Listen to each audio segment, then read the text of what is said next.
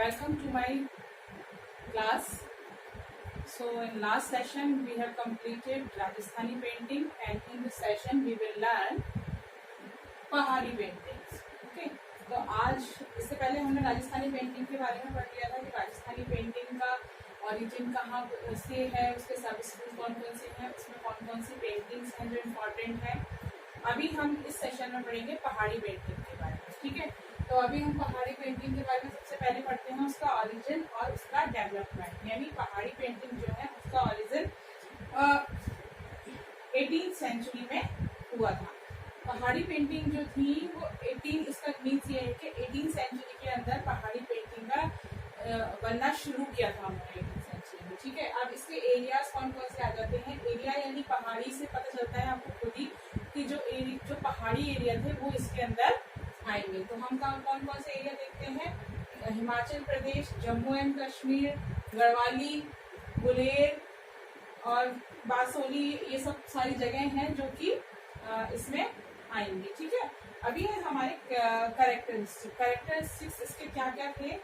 Linear beauty, यानी कि जो वो लोग अपनी पेंटिंग्स बनाते थे उसमें उनमें जो लाइन थी वो लाइन इतनी पतली या मोटी जैसी भी उन्होंने बनाई, लेकिन वो लाइन इतनी खूबसूरत थी जिसके थ्रू उन्होंने अपनी पेंटिंग को प्रेजेंट किया. यानी वो लय थी उनकी लाइनों में, वो स्ट्रेट लाइनें नहीं थी, घुमावदार.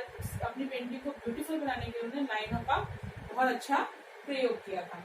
अब इसके बाद है नेचर, यानी कि उनका एक अगला कैरेक्टरिस्टिक ये है कि वो नेचर यानी प्रकृति को बहुत पसंद करते थे और अपनी पेंटिंग में प्रकृति को दिखाते थे, नेचर को प्रेजेंट करते थे. इसमें उन्होंने ट्रीज, माउंटेन्स, रिवर्स, बहुत सारी चीजें, क्योंकि आपको पता है पहाड़ी एरिया तो वैसे ही नेचुरल इतना नेचर से भरा हुआ है, तो वो सारी चीजें उन्होंने उसमें प्रेजेंट की है. फिर है रोमांटिक सीन. थर्ड हमारा जो इसका पहाड़ी पेंटिंग का कैरेक्टरिस्टिक है वो है रोमांटिक सीन. तो उन्होंने उसमें कुछ रोमांटिक सीन भी प्रेजेंट किए हैं, जो जैसे कि कृष्ण भगवान का गोपियों के साथ जो रासलीला है या नदी के किनारे वो रास कर रहे हैं, उसको उन्होंने इसमें प्रेजेंट किया है.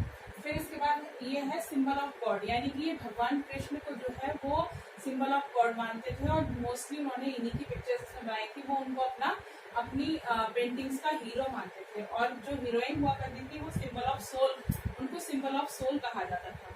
ठीक है, अभी नेक्स्ट हम लोग क्या पढ़ रहे हैं, इनके गारमेंट्स. गारमेंट में जो फीमेल मेंबर्स थे उनके पेंटिंग्स में जो वो फीमेल्स को डिपिक्ट करते थे उसमें वो लहंगा चोली उनको पहनाते थे और चुनरी साथ में उड़ाते थे. इसके साथ वो जेंट्स को जो प्रेजेंट करते थे, जेंट्स को वो पजामा और टर्बन, ये चीजें वो प्रेजेंट करते थे. इसके अलावा जो भगवान कृष्ण थे उनको उन्होंने पीताम्बर कपड़ा पहनाया, यानी कि पीले रंग का कपड़ा वो उसको वहां पर पहनाया करते थे. तो अभी नेक्स्ट हमारा है एनिमल्स एंड बर्ड्स, यानी जो अगला कैरेक्टरिस्टिक्स है वो है एनिमल्स एंड बर्ड्स. इसमें ये एनिमल्स और बर्ड्स की पिक्चर्स बनाते थे, यानी बहुत सारे एनिमल्स, स्वान वगैरह हैं या डॉग वगैरह है, इस तरीके के एनिमल्स की पिक्चर वो इसमें प्रेजेंट करते थे. नेक्स्ट है हमारा नेक्स्ट कैरेक्टरिस्टिक इसका ये है वो है कलर्स, यानी कलर वो किस तरीके के यूज करते थे. उनका मेन जो था कलर वो था गोल्ड और सिल्वर, यानी वो अपनी पेंटिंग्स में गोल्ड और सिल्वर कलर के कलर बहुत यूज करते थे. और इनको हम स्काई पेंटिंग यानी आसमान की जो पेंटिंग्स होती थी वो बनाने का बहुत शौक था. अब है बॉर्डर, यानी कि जब वो अपनी पेंटिंग्स बनाते थे तो वो उसमें लाल कलर के रंग से बॉर्डर बनाया करते थे.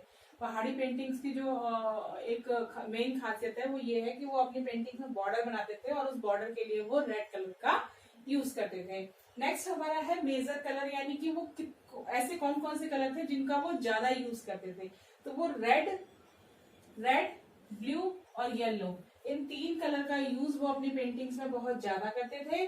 और पिंक, ग्रीन और ग्रे, इन 3 कलर का यूज वो अपनी पेंटिंग में कम करते थे. यानी ये मेजर कलर है और ये माइनर है जिनको कि वो कम यूज करा करते थे, और रेड, ब्लू और येलो कलर्स वो अपनी पेंटिंग्स में ज्यादा यूज करते थे. और ज्यादातर जो उनका थीम होता था वो होता था फोक इन नेचर, यानी नेचर में वो गांव के एरिया को और उसको प्रेजेंट करने की ज्यादा से ज्यादा कोशिश करते थे. ठीक है, अब इसके बाद ये हमारा कंप्लीट हुआ पहाड़ी पेंटिंग. अब पहाड़ी पेंटिंग में कुछ सब स्कूल्स भी आते हैं, यानी कि पहाड़ी पेंटिंग के वो छोटे छोटे एरिया जहां पर की और पहाड़ी पेंटिंग बनाई जाती थी। तो उसके अंदर क्या क्या आता है, गुलेर आता है, कांगड़ा, कुल्लू, मंडी और बासोली। तो ये जो टॉपिक जो बचे हुए हैं, और इसके अलावा हमें इसमें 2 पेंटिंग्स और पढ़नी है कि ये सब स्कूल के अलावा 2 पेंटिंग और है जिसका डिस्क्रिप्शन हमें एग्जाम में देना होता है, अगर वो पूछते हैं तो वो 2 पेंटिंग और पढ़नी है। तो अभी हमारे पास है आगे सब स्कूल्स, है ना। अब हम आ गए हैं सब स्कूल्स के ऊपर, तो हम पढ़ेंगे सब स्कूल्स। अभी फर्स्ट सब स्कूल जो पहाड़ी पेंटिंग का सब स्कूल फर्स्ट जो है वो है गुलेर, है ना। तो गुलेर के जो है वो कौन सी सेंचुरी का है, वो 18th सेंचुरी का है। 18th सेंचुरी में ये गुलेर जो सब स्कूल जो था वो ये था, ठीक है। तो इसके जो कैरेक्टरिस्टिक्स हैं वो क्या क्या है, क्या था उनका, एक फाइन लाइन, यानी जो लाइन का मैंने आपको पहले ही बताया स्टार्टिंग में कि पहाड़ी पेंटिंग में लाइंस के ऊपर बहुत ध्यान दिया गया था, तो वही इसमें भी है कि गुलेर में भी उनकी लाइन जो है वो बहुत फाइन थी। इसके अलावा दूसरा है कूल कलर्स, यानी उन्होंने जो कलर्स यूज किए थे वो बहुत ही ठंडे अच्छे कलर थे जिनको उन्होंने यूज किया था, ठीक है। थर्ड हमारे पास क्या आता है, इनकी पेंटिंग। इनकी पेंटिंग कौन सी है, राजा बलवंत। इनकी यानी गुलेर की जो एक पेंटिंग है वो है राजा बलवंत, जिसके की नैनसुख नाम के पेंटर हैं जिन्होंने इस पेंटिंग को बनाया है। यानी कि ये गुलेर जो जगह है वहां के राजा रहे होंगे, राजा बलवंत, जिन्होंने अपना राज्य वहां राजपाट किया था, और उसी के बारे में उन्हीं की पेंटिंग जो है उन्होंने बनाई है। इसके अलावा सीरीज ऑफ भागवत, है ना, भागवत जो थी भागवत की भी उन्होंने बहुत सारी सीरीज पेंटिंग बनाई है। इसके अलावा उन्होंने द गीत गोविंद जो है उसकी गीत गोविंद से भी बहुत सारी पेंटिंग्स बनाई है। इसके बाद जो हमारा नेक्स्ट आता है वो आता है कांगड़ा, ठीक है। कांगड़ा में क्या है, कांगड़ा भी 18th सेंचुरी का ही है, और हालांकि बुक में इतना दिया नहीं हुआ है इसके बारे में कि कौन सी सेंचुरी में है, लेकिन क्योंकि 18th सेंचुरी से स्टार्ट हो रहा है तो आप वही मान के चलिए। अब है कांगड़ा। तो कांगड़ा में जो थे वो कलर्स किस तरीके थे, ग्लोइंग कलर थे, यानी इस तरीके ग्लो करते हुए कलर्स जो थे वो उनको उसमें दिखाया गया है, ठीक है। अब ग्लोइंग कलर्स उसमें है। इसके अलावा उनकी जो लाइंस थी वो बोल्ड थी, यानी कि आपने गुलेर में देखा था, पहाड़ी पेंटिंग जो शुरू की थी हमने उसमें देखा था कि उनकी लाइन बहुत फाइन थी, पतली थी। यहाँ पर भी फाइन लाइन थी, लेकिन ये जो कांगड़ा है वहां उनकी लाइनें बोल्ड हो गई है, थोड़ी सी मोटी हो गई है, ठीक है। अब है इनकी जो नेक्स्ट इसका जो कैरेक्टरिस्टिक है वो ये है कि nose almost in the line of forehead, यानी कि जो नाक उन्होंने अपनी पेंटिंग में बनाई है वो लगभग माथे से बिल्कुल टच होकर माथे तक जो हमारा फॉरहेड है उससे ही उन्होंने बिल्कुल नोज को शुरू कर दिया है। अब दूसरा क्या है, इन फीमेल में जब जो उन्होंने जो फीमेल्स बनाई है उन्होंने उसमें उनकी जो चिन है वो बहुत शार्प बनाई है, लंबी बनाई, और उसके अलावा उनकी जो आंखें हैं वो लंबी लंबी हैं लेकिन नैरो हैं, ठीक है।